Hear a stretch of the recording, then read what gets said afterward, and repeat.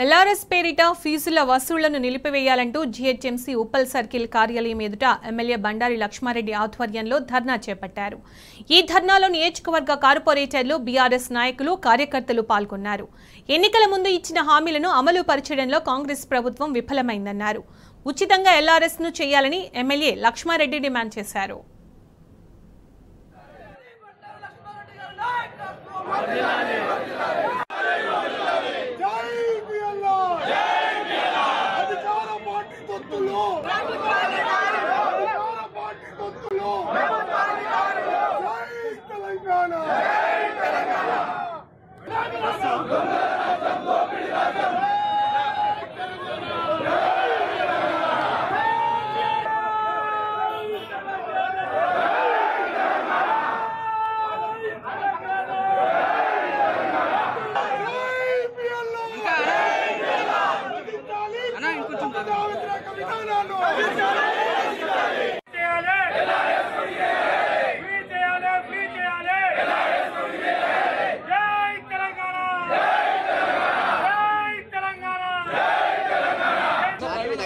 CM Revanth Reddy గారు, అలాగనే కోమటిరెడ్డి వెంకటరెడ్డి గారు, సీతక్క గారు వీళ్ళందరూ కూడా ఎలక్షన్స్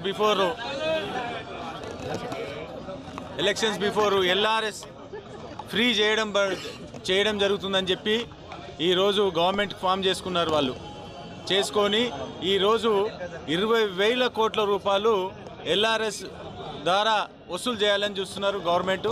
కాబట్టి దయచేసి మేమేమంటున్నామంటే ఎల్ఆర్ఎస్ ఉండాలి, ఫ్రీగా చేయమని చెప్పి కోరుతున్నాము.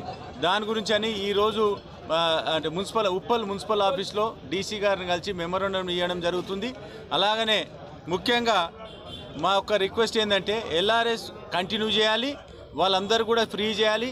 ఇదే కాకుండా 6 పథకాలు ఏదైతే చెప్పినారో అవన్నీ కూడా ఫ్రీ చేయాలని చెప్పి కోరుకుంటున్నాను. కేసీఆర్ గారి నాయకత్వం